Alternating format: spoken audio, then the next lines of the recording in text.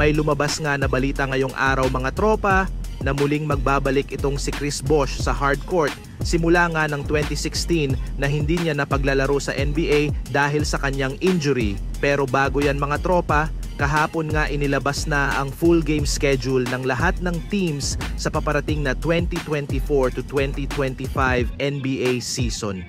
At isa nga sa mga pinag-uusapan na team ay ang Los Angeles Lakers since magkakaroon nga ito ng 39 games na ipapalabas sa national television.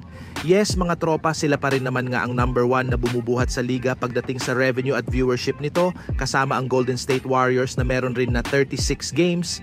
Maliban dyan, nasa Lakers rin naman ang top of 5 sa may pinakamamahal na tickets sa mga laro na abot ng $534 o abot ito ng 30,000 pesos sa ating pera. At isa sa mga dahilan bakit pinapabora ng Lakers sa national television at ang pagkakaroon nila ng pinakamamahal na tickets ay dahil ito ang unang taon na magsasama ang mag-ama na sina LeBron at Bronny James. Yes mga tropa, alam nga ng NBA na maraming fans ang excited na makita ang dalawang ito sa loob ng court kaya hindi nga nila ito palalampasin pa. Kung matatandaan, si Chris Bosh nga ay huling naglaro sa team ng Miami Heat noong February 9, 2016. Sa kabila ng desisyon ng NBA, nakipaglaban si Bosh na magpatuloy sa kanyang karera sa loob ng 3 taon bago inanunsyo noong February 2019 na siya ay magre-retiro na.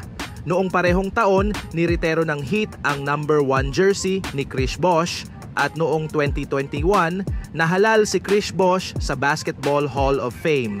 At ngayong parating na August ay magbabalik nga si Chris Bosh sa court. Subalit hindi nga ito sa NBA maglalaro kung hindi sa isang event ni Goran Dragic sa kanyang farewell game. Kasama na nga dito sina Luka Doncic, Dirk Nowitzki, Nikola Jokic at Luol Deng.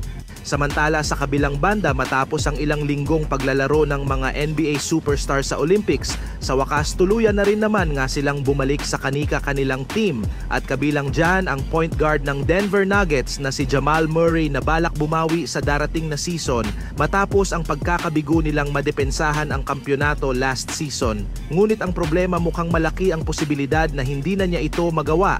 Sa katunayan, may ilang mga analyst ang naniniwala na posible nga pong madala ni Jamal Murray ang kanyang napakalamyang laro sa Olympics sa magiging kampanya ng Denver Nuggets. Kung inyong ang matatandaan, literal na nagkalat lamang si Murray sa Canada sa Olympics. Ngayong maliban sa kanyang napakalamig na shooting, hirap rin naman nga itong gumalaw sa ilalim, na siyang rason ng pagtatala niya ng napakaraming turnovers. Ika nga ay nagkakaroon lamang ito ng magandang performance sa tuwing kalaban ng Lakers.